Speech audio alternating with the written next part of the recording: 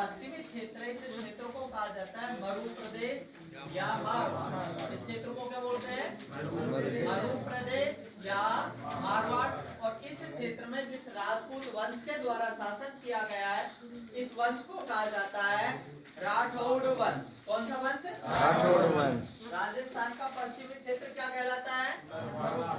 मरु प्रदेश या मारवाड़। इसी प्रकार से राजस्थान का पूर्वी क्षेत्र को कहा जाता है ढूंढाड़। जयपुर और जयपुर के आसपास का क्षेत्र क्या कहलाता है? ढूंढाड़। और यहाँ जिस राजपूत वंश ने शासन किया, इस वंश को कहा जाता है अछवाह वंश। कौन सा वंश? अछवाह वंश। इसी प्रकार से सांभर का, अजमेर का, रणथंभौर का, बाड़मेर का, जालोर का, ये जो क्षेत्र है नाडोल का, इस क्षेत्र में जो राजपूत वंशों ने शासन किया वो कहलाता है चौहान वंश। कौन सा वंश? चौहान वंश। इसी प्रकार से अपने राजस्थान का दक्षिणी क्षेत्र डूंगरपुर, बांसवाड़ा, चित्तौड़गढ़, उदयपुर, राजसमंद, प्रतापगढ़, भीलवाड़ा, ये जो क्षेत्र है इस क्षेत्र को बोलते हैं मेवाड़। क्या कहते हैं? मेवाड़ या मेदपाट या किबी या सिबी या प्रागवाड़। मेवाड़ या मेदपाट या किबी या सिबी या प्रागवाड़। और इस क्षेत्र में जिस राजपूत वंश के द्वारा शासन किया गया, इस वंश को कहा जाता है गोहिल, गहलोत या सिसोदिया। ठीक है, तो सबसे पहले अपन शुरुआत यहीं से करेंगे। गोहिल, गहलोत या सिसोदिया। गोहिल वंश, गोहिलों को कहा जाता है गहलोत और गहलोत को कहा जाता है सिसोदिया। ये राजपूतों की कोई शाखाएं हैं। यहाँ पर जो राजपूतों की शाखा है वो है गोहिल शाखा, उसके द्वारा यहाँ पर शासन किया गया। इस वंश में जो शासक हुए हैं, सबसे पहली बात तो ये गोहिलों के जो पहला आदमी था वो था कोई गोहिलादित्य। गोहिल वंश का संस्थापक कौन था? गोहिलादित्य। गोहिलादित्य को कहा जाता है गोहिल या गोहिलादित्य के द्वारा मेवाड़ में 566 ईस्वी के आसपास की बात है। मेवाड़ में 566 ईस्वी में गोहिल वंश की स्थापना की। पहली बात तो यह है गोहिल कौन था। गोहिल के बारे में बात कही जाती है कि एक गरीब ब्राह्मण था, उसकी पुत्री का नाम था सुभागा देवी। क्या नाम था? सुभागा देवी। सुभागा देवी था। सुभागा का जिस दिन विवाह हुआ था उसी दिन विधवा हो गई। विधवा हो गई, उसके बाद में वो गुरु के पास में ज्ञान प्राप्त करने लगी। गुरु ने उसको बीज मंत्र का भी ज्ञान दिया। बीज मंत्र मतलब संतान उत्पत्ति का मंत्र। एक दिन अनायास भूलवश उसने बीज मंत्र का उच्चारण कर दिया, जिससे उसके गर्भ ठहर गया। गरीब ब्राह्मण था, लोक लज्जा के कारण से उसको वल्लभी भेज दिया, दूर भेज दिया अपने वहां से। वहां रहने लगी। वहां उसने अपने एक बच्चे को जन्म दे दिया। बच्चा बड़ा हुआ, साथियों के साथ में खेलता कूदता, एक दूसरा का परिचय करते। परिचय में बच्चा अपनी माँ का नाम तो बता देता। माँ का नाम क्या है? पिता कौन है? पिता नहीं बता पाता। एक दिन क्रोध में आकर के बच्चे ने अपनी माँ से कहा कि मुझे मेरे पिता का नाम बताओ वरना मैं तुम्हारा वध कर दूंगा। उसी समय सूर्य भगवान प्रकट हो गए। कौन आए? सूर्य भगवान। सूर्य भगवान ने कहा मैं तुम्हारा पिता हूँ और तुमको वरदान देता हूँ, इस शिला का जिस व्यक्ति पर तुम इस शिला को रख दोगे वो व्यक्ति नष्ट हो जाएगा। तो शिला का वरदान प्राप्त हो गया। ठीक है, और किसका पुत्र था वो? सुभागा का और भगवान सूर्य का। इसलिए पुत्र का नाम रखा गया शिलादित्य। क्या नाम रख दिया? शिलादित्य। शिला का वरदान प्राप्त हुआ और आदित्य का पुत्र था। आदित्य वाला क्या होता है? आदित्य, भानु, भास्कर, रविकर, दिनकर। ठीक है, सब किससे कहा जाता है? सूर्य। तो सूर्य का पुत्र था और किसका वरदान मिला उसको? शिला का। इसलिए पुत्र का नाम क्या हुआ? एक दिन शिलादित्य ने वल्लभी की राजा के ऊपर यो शिला रख दी। वल्लभी का राजा था वो नष्ट हो गया। वल्लभी का साम्राज्य किसको प्राप्त हो गया था? शिलादित्य को। शिलादित्य पैसे वाला हो गया, धन संपत्ति आ गई उसके पास में, राज्य आ गया, उसका विवाह हो गया उसका। शिलादित्य का पुष्पावती के साथ। किसके साथ? पुष्पावती। पुष्पावती ने गर्भ धारण किया। पुष्पावती माँ अंबिका के दर्शन के लिए नीचे आई हुई थी यहाँ मेवाड़ से। तो यहाँ पर जब वो आई हुई थी तो उस समय पुत्र प्राप्ति की मंशा से कि भाई भगवान लड़का सा हो जाए, इस चक्कर में वो आई हुई थी। जो वहां से वापस लौट करके जा रही थी तो जानकारी मिली कि शिलादित्य के ऊपर शत्रुओं के द्वारा आक्रमण कर दिया गया और शिलादित्य वो मारा गया। मतलब जब पति मर गया है, जो राज्य है शत्रुओं के हाथ लग गया है, तो वहां जाने से तो कोई फायदा ही नहीं हुआ, तो अपना घर रहा ही नहीं। इस स्थिति में जब पति मर गया तो पुष्पावती ने सती व्रत धारण करने का विचार किया कि मैं भाई पति मर गया तो मैं भी अपने सती हो जाऊं, सती हो जाऊं। लेकिन सती भी नहीं हुआ जाता। यदि गर्भ में बच्चा हो तो बड़ा पाप माना जाता है कि भाई खुद की तो हत्या कर ही रहे हो, एक उस जीव की कर रहे हो जो अभी दुनिया ही नहीं देगी। इस चक्कर में सती व्रत होने का विचार परित्याग कर दिया। किसने? पुष्पावती ने। पुष्पावती अपनी वहीं रहने लग गई और वहीं एक गुफा में बच्चे को जन्म दे दिया। इसीलिए बच्चे का नाम हुआ गोहिल। क्या नाम हुआ? गोहिल या गोहिलादित्य। गुफा में जन्म हुआ तो नाम क्या हुआ बच्चे का? गोहिल या गोहिलादित्य। और इस गोहिल को फिर एक गरीब ब्राह्मणी के भरोसे छोड़ करके फिर इसने सती व्रत धारण कर लिया। भाई बच्चा तो हो ही गया, अब कोई चिंता नहीं है। उसके बाद में इसने सती व्रत धारण कर लिया। अब गोहिल था, वहीं पर लोग बागों के बच्चों के साथ में खेलता रहता, बड़ा होने लगा। यहाँ पर एक कुंदरी नाम का गांव था। कुंदरी गांव पर एक भीलों का सरदार था। उसकी समस्या ये थी, वो निसंतान था। उसके बस मन में ये कलेश रहता कि मेरे बाद में मेरा कोई श्रेष्ठ उत्तराधिकारी कौन बनेगा। मैं मर जाऊंगा पर कोई ऐसा अच्छा आदमी मुझे मिल जाए जिसके भरोसे मैं अपने राज्य को छोड़ जाऊं। तो ऊंदरी गांव का जो भीलों का सरदार था वो इन बच्चों के खेलों को देखता रहता है। उनमें ये जो गोहिल है, गोहिल को खेल खेल में और जो बच्चे रहते वो इसको राजा बना देते। जैसा अपन भी खेलते रहते हैं, बालक बालक, चोर सिपाही, छुपा छुपी, ठीक है, कटपिल। हाँ, तो भाई चोर सिपाही बन गया, एक चोर बन गया, एक सिपाही बन गया। पता लगा सिपाही चोरी कर ले गया, ठीक है। तो ये आर्मी में भर्ती होने लायक नहीं है। हाँ, तो बात ये है, जब ये राजा राजा खेलते, एक राजा बन गया और मंत्री मंत्री बन गए और कोई सेना बन गई, सैनिक बन गए, जनता बन गई। तो राजा के पास में आते वैसे महाराज हमारी आरपी के एग्जाम कब होएगी? करवा देंगे, ठीक है, पेपर आपके भी आउट होएगो कि महाराज न्यायोचित उत्तर देते। तो ऊंदरी गांव का भीले बालकों के खेल को देखता रहता, उसको भी अच्छा लगता कि वास्तव में बच्चे में इतनी प्रतिभा है, छोटा सा बच्चा है। भाई वैसे राजपुत्र है, वंश से ही गोहिल है, किसका पुत्र है? शिलादित्य, ठीक है। तो राजोचित जो लक्षण होते हैं वो लक्षण थे इसमें। वो बात दूसरी है, दुर्भाग्य से आज यहाँ गुफाओं में शरण ली हुई है। तो ऊंदरी गांव के भील ने इस गोहिल का अपना अंगूठा काट करके और राज तिलक कर दिया। किसका? गोहिल का। कि भाई मेरे बाद में मेरा उत्तराधिकारी कौन रहेगा? गोहिल।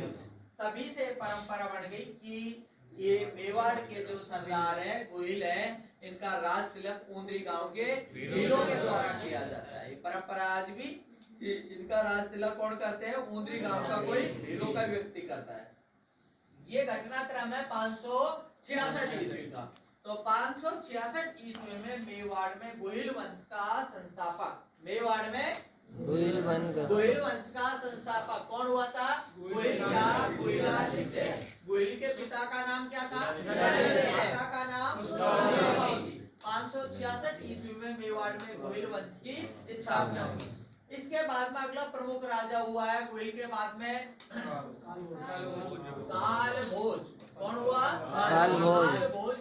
कालभोज को कहा जाता है बप्पा रावल। कालभोज या बप्पा रावल। इसकी प्रमुख घटनाएं 734 ईस्वी की। इसकी कहानी भी कुछ ऐसी है। कालभोज था, कालभोज के पिता का निधन हो गया तो ये अपनी माता के साथ में लोग बागों की गायों को चरा करके अपना भरण पोषण करता था। एक दिन क्या हुआ, गाय चरते चरते एक हारित नाम का ऋषि था, उसकी गुफा में प्रवेश कर गई। हेरता ढूंढता बेचारा शाम को, भाई उसको तो वापस मालिकों को गाय संभालनी रहती। तो एरता ढूंढता हुआ गुफा में पहुंचा। गुफा में ऋषि से मुलाकात हुई, ऋषि से परिचय हुआ। ऋषि ने कहा लोग बागों की गायों को चराते हो इतनी सारी को, जब जा करके तुमको 2 टाइम की रोटी मिलती है। मैं बाबा जी आदमी हूँ, मेरे पास में कोई आगे पीछे को जोड़ने को कुछ है नहीं, बहुत सारी संपत्ति है, मेरी सेवा कर लिया कर, उससे तेरा भरण पोषण हो जाएगा। काल भोज किसकी सेवा करने लग गया? हारित ऋषि की। हारित ऋषि की सेवा करने लग गया। हारित ऋषि जो भगवान शिव का उपासक था, किसकी उपासना करता? भगवान शिव की। एक दिन स्वप्न में हारित ऋषि को भगवान शिव के दर्शन हुए और भगवान शिव ने हारित ऋषि को बहुत बड़ा खजाना बताया। स्वप्न में क्या बताया? खजाना। हारित ऋषि आदमी था, बाबा जी था, वो खजाने का क्या करता? उसने वो खजाना बता दिया बप्पा रावल को, काल भोज को। बप्पा रावल इसकी उपाधि है, नाम तो इसका काल भोज। एक झटके में 4 बकरे काट करके खाता होता है, इसलिए इसको उपाधि दी जाती है बप्पा रावल की। आप कितनी फेंकते हैं तो इनकी ये जाने, अपन को जो है वो बता रहे हैं।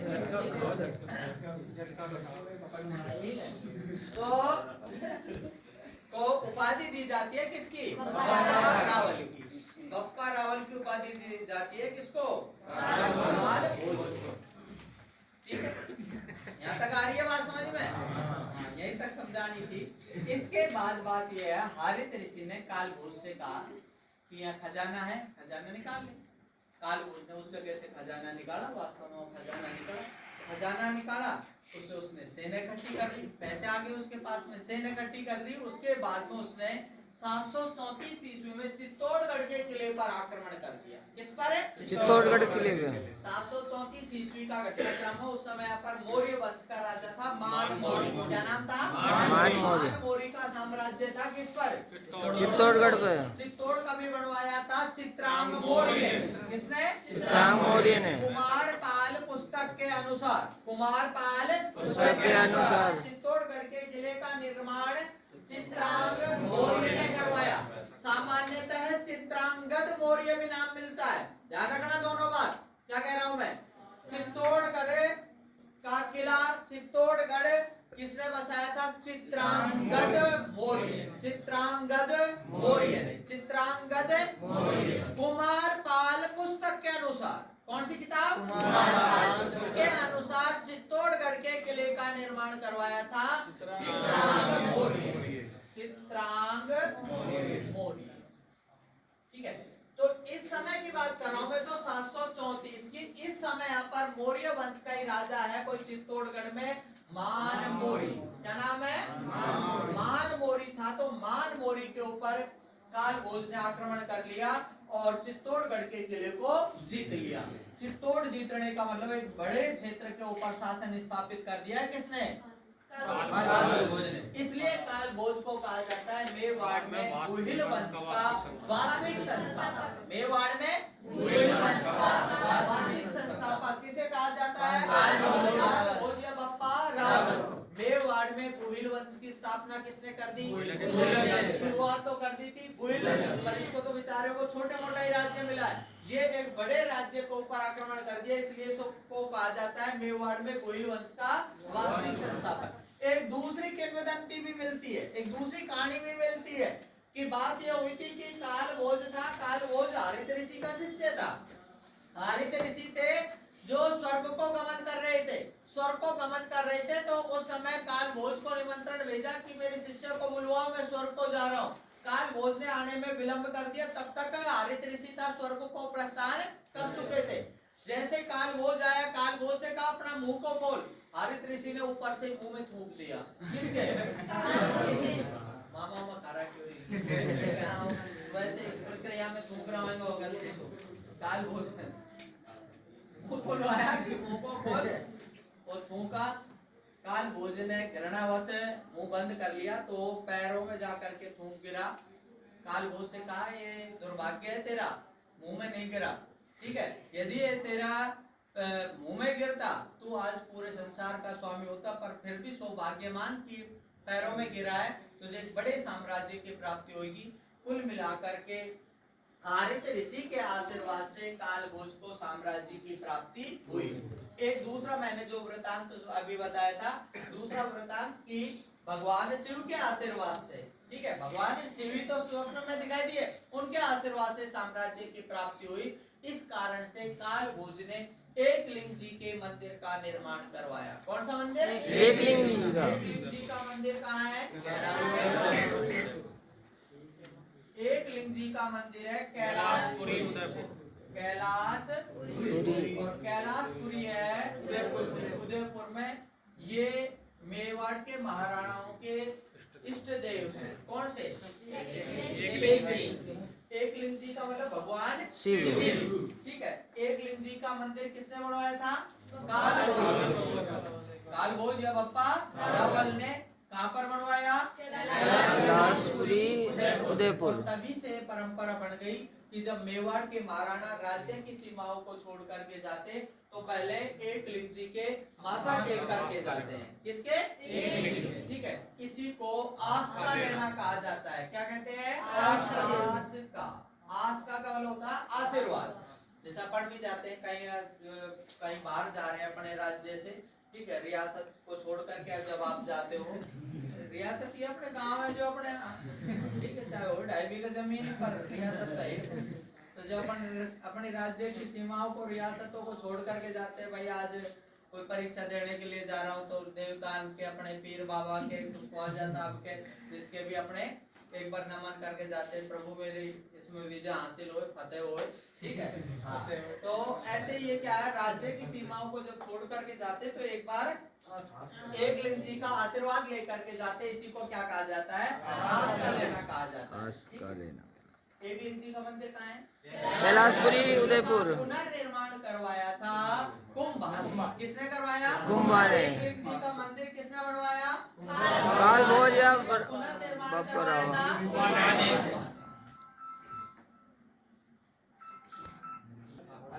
अल्लट। इसने सबसे पहले मेवाड़ में नौकरशाही का गठन किया। किसका गठन किया? नौकरशाही का। नौकरशाही का मतलब होता है एक सिस्टम जो रहता है ना प्रशासनिक, उस सिस्टम से इसने शासन को चलाना शुरू किया मेवाड़ में। इसके बाद में अगला राजा हुआ है इस वंश में कर्ण सिंह, या इसी को कहा जाता है रण सिंह। कर्ण सिंह या रण सिंह, इसके बारे में आगे बात आएगी। अभी कर्ण सिंह के 2 पुत्र हैं, एक का नाम है छेम सिंह, एक का नाम तो है छेम सिंह, और दूसरे का नाम है राह। छेम सिंह और राह। छेम सिंह था जो चला गया कहां पर? चित्तौड़गढ़ में रहा। कहां पर रहा? और राहप जाकर के बस गया सिसोदा गांव। कौन से गांव में? सिसोदा गांव में जाकर के बस गया। कर्ण इसी वंश में आगे चल करके हुआ है कर्ण सिंह। कर्ण सिंह को क्या बोलते हैं? रण सिंह। कर्ण सिंह के 2 पुत्र हुए, एक का नाम है छेम और एक है राह। छेम सिंह तो वहीं बना रहा, कहां पर? चित्तौड़गढ़ में। और दूसरा जो है राहप, राहप इस जगह को छोड़ करके और एक नई जगह जाकर के समा गया, सामान अपने राज्य स्थापित कर लिया। कहां पर? सिसोदा में। इसकी अपन आगे बात करेंगे। ये जो सिसोदा में जाकर के बस गए, ये अपने नाम के आगे लगाने लग गए राणा। सिसोदिया कहलाए और नाम के आगे क्या लगाने लग गए? राणा। और जो ये चित्तौड़गढ़ में बने हुए हैं, ये अपने नाम के आगे लगाते हैं रावल। क्या लगाते हैं? रावल। ठीक है। आगे चल करके इसी वंश में हुआ है फिर क्या नाम से? जैत्र सिंह। जैत्र सिंह के बाद में तेज सिंह। तेज सिंह के बाद में समर सिंह, और समर सिंह के बाद में रावल रतन सिंह। जैत्र सिंह की प्रमुख घटनाएं, एक तो इसके समय में दिल्ली का एक शासक था इल्तुतमिश। क्या नाम था? इल्तुतमिश। इल्तुतमिश ने नागदा पर आक्रमण कर दिया। इस समय इसने राजधानी बना रखी थी नागदा। नागदा कहाँ है? उदयपुर में है। ठीक है। नागदा में सास बहू का मंदिर है। नाग वंशीय राजाओं के द्वारा ये जगह बसाई गई है, इसलिए क्या बोलते हैं इसको? नागदा। क्या कहते हैं? नागदा। नाग वंशीय राजाओं के द्वारा जगह बसाई गई, इसलिए क्या कहलाती है? नागदा। नागदा में सास बहू का मंदिर है। किसका मंदिर है? सास बहू। मंदिर तो है सहस्त्र बाहु भगवान विष्णु का। सहस्त्र हजारों भुजाएं दर्शाई गई है किसके? भगवान विष्णु। भगवान की। लेकिन वो सहस्त्र बाहु को करते करते ही क्या कहने लग गए? सास बहू का मंदिर। कहाँ पे ये? नागदा। इस समय इस जयद्रथ सिंह ने अपनी राजधानी नागदा में ही बना रखी थी। कहाँ थी? नागदा। नागदा के ऊपर दिल्ली के शासक इल्तुतमिश ने आक्रमण कर दिया। इस युद्ध को कहा जाता है भूताला का युद्ध। कौन सा युद्ध? भूताला का युद्ध। भूताला का युद्ध हुआ। सौभाग्य की बात ये रही कि ये एक मेवाड़ में का स्वामी है। ठीक है, जयद्रथ सिंह है जो एक छोटे से क्षेत्र का स्वामी है। इल्तुतमिश है जो इस समय पूरे भारतवर्ष का स्वामी है। इल्तुतमिश है कुतुबुद्दीन ऐबक का गुलाम। आपकी जानकारी में होगा कि दिल्ली का था मोहम्मद गोरी। कौन था? मोहम्मद गोरी। पृथ्वीराज चौहान को उसने तराइन के दूसरे युद्ध में हरा दिया था। दिल्ली का साम्राज्य प्राप्त हुआ। किसको? मोहम्मद गोरी। मोहम्मद गोरी का गुलाम था कुतुबुद्दीन ऐबक। कौन था? कुतुबुद्दीन ऐबक। किसका गुलाम था? मोहम्मद गोरी उस गुलाम के भरोसे यहाँ राज्य को छोड़ गया। ठीक है, गुलाम को विश्वसनीय था, उसको गुलाम का मतलब नौकर के भरोसे राज्य को छोड़ गया। उसने शासन चलाया। किसने? कुतुबुद्दीन ऐबक ने। इसलिए कुतुबुद्दीन को बोलते हैं गुलाम वंश का संस्थापक। कोई गुलाम है और वो राजा बन गया। कौन? फिर कुतुबुद्दीन ऐबक के भी गुलाम था इल्तुतमिश। उसके बाद में उसने भी शासन चलाया। किसने? इसलिए इल्तुतमिश को बोलते हैं गुलामों का गुलाम। गुलामों का गुलाम। पहली बात तो वही गुलाम। कौन? और उसके भी गुलाम इल्तुतमिश। तो इल्तुतमिश को क्या कहते हैं? गुलामों का गुलाम। तो गुलामों का गुलाम था इल्तुतमिश। उसने नागदा के ऊपर आक्रमण कर दिया। इस समय मेवाड़ का स्वामी कौन था? जयद्रथ सिंह। जयद्रथ सिंह की विजय हुई। इसकी जीत हुई। हालांकि इल्तुतमिश ने राजधानी को छत विच्छेद कर दिया, मंदिरों को तोड़ दिया, लेकिन इस युद्ध में जयद्रथ सिंह की विजय हुई। जयद्रथ सिंह की विजय हुई, लेकिन राजधानी नष्ट कर दी गई। इसलिए इसने अपनी नई राजधानी नागदा को छोड़ करके चित्तौड़गढ़ स्थापित कर ली। कहाँ बना ली? चित्तौड़गढ़। इसके बाद में अगला प्रमुख शासक हुआ है तेज सिंह। तेज सिंह का प्रमुख घटनाक्रम है। इसके समय में 1260 ईस्वी की बात है। 1260 ईस्वी में श्रावण प्रतिक्रमण सूत्र जोड़नी, श्रावण प्रतिक्रमण सूत्र जोड़नी नाम का ताड़ के पत्ते पर चित्रित पहला ग्रंथ लिखा गया था। किसके समय? तेज सिंह के समय में श्रावण प्रतिक्रमण सूत्र चूर्णी, श्रावण प्रतिक्रमण सूत्र चूर्णी। ताड़ के पत्ते पर चित्रित पहला ग्रंथ। किस पर?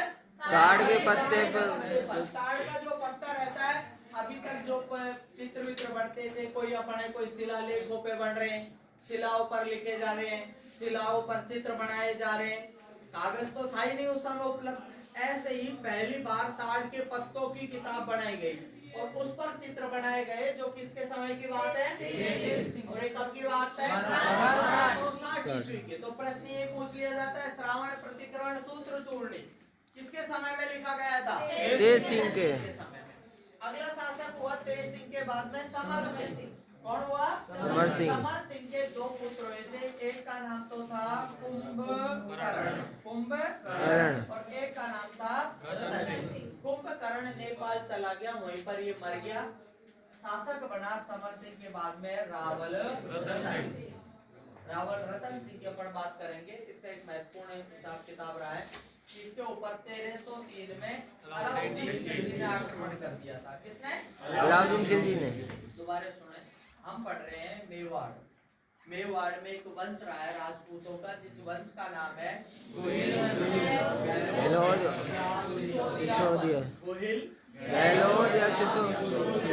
इस वंश के शासकों में पहला कोई शासक हुआ है जिसका नाम है गोहिल या गोहिलादित्य। गोहिल या गोहिलादित्य। ये जो गोहिल या गोहिलादित्य कौन था? ये था शिलादित्य और पुष्पावती का पुत्र। ये शिलादित्य कौन था? एक सुभागा देवी थी। कौन थी? कोई सुभागा थी। उसका विवाह हुआ, उसी दिन वो पति मर गया। ठीक है, उसके बाद में उसके गर्भ ठहर गया, उसने बच्चे को जन्म दे दिया। किसने? सुभागा ने बच्चे को जन्म दे दिया और बच्चे को सूर्य भगवान ने वरदान दिया शिला का, तो उस बच्चे का नाम हुआ शिलादित्य। क्या नाम हुआ? शिलादित्य। शिलादित्य ने वो शिला वल्लभी के राजा पर रख दी। वल्लभी का राजा मर गया और साम्राज्य किसको मिल गया? शिलादित्य को। शिलादित्य का विवाह हो गया किससे? ठीक है, पुष्पावती के गर्भ ठहरा। उस समय शिलादित्य शत्रुओं के हाथों मारा गया। पुष्पावती के पुत्र हुआ कौन? गुहिल हुआ।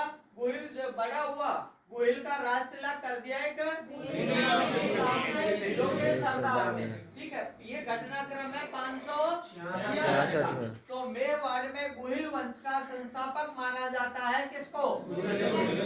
गुहिल को। किसको? गुहिल को। मेवाड़ में गुहिल वंश का संस्थापक कौन है? गुहिल आदित्य। और इसी के नाम पर इस वंश को कहा जाता है गुहिल या गहलोत वंश। 566 ईस्वी की बात है। अगला प्रमुख राजा बताया था कालभोज या कालभोज को हरित ऋषि ने आशीर्वाद दिया और भगवान शिव की कृपा से इसको साम्राज्य की प्राप्ति हुई। ठीक है, और इसीलिए इसने अपने एकलिंग जी के मंदिर का निर्माण करवाया। और एकलिंग जी का मंदिर कहाँ है? कैलाशपुरी उदयपुर। ठीक है, इसे कहा जाता है मेवाड़ में गुहिल वंश का वास्तविक संस्थापक। मेवाड़ में गुहिल वंश का वास्तविक संस्थापक कालभोज राव। इसके बाद में अगला शासक हुआ है अल्लट। अल्लट की प्रमुख बात है कि इसने नौकरशाही का गठन किया, मेवाड़ में नौकरशाही की स्थापना की।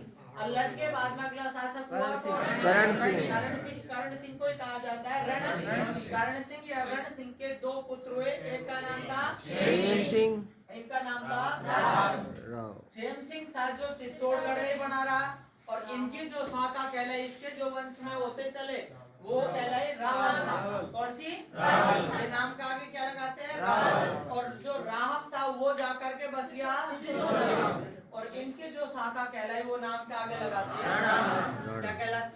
राणा लगाती है। और इस शाखा को कहा जाता है सिसोदिया शाखा। क्या बोलते हैं? सिसोदा के, इसलिए क्या कहलाते हैं? सिसोदिया। आगे चल करके इसी क्षेम सिंह के आगे क्रम में जाकर के हुआ कोई जयद्रथ सिंह। जयद्रथ सिंह की प्रमुख घटना, इसके ऊपर इल्तुतमिश ने आक्रमण कर दिया। किसने? इल्तुतमिश। कहाँ का था इल्तुतमिश? कौन सा युद्ध हुआ? बुताला का युद्ध। कौन सा युद्ध हुआ? बुताला के युद्ध में इल्तुतमिश को पराजित किया किसने? हालांकि राजधानी को नष्ट कर दिया इसकी को, जो कौन सी बना रखी थी? कौन सी थी? नागदा को नष्ट कर दिया, तो इसने अपनी राजधानी नई जगह बना ली। दूसरा हुआ जयद्रथ सिंह के बाद में तेज सिंह के समय की प्रमुख बात है श्रावण प्रतिक्रमण सूत्र चूर्णी। श्रावण ताड़ के पत्ते पर चित्रित पहला ग्रंथ कौन सा है? किसके द्वारा लिखा गया? तेज सिंह के द्वारा। अगला शासक हुआ है समर सिंह। समर सिंह की कोई महत्वपूर्ण उपलब्धि नहीं है। समर सिंह के दो पुत्र थे, एक का नाम था रावल रतन सिंह, एक था कुंभकर्ण। तो चला गया नेपाल, वही काम आ लिया, और रावल रतन सिंह वो चित्तौड़गढ़ का शासक बन गया। तो अपन चित्तौड़गढ़ के शासक बन गया। अगला कौन? रावल रतन सिंह। रतन सिंह के बाद में बात करेंगे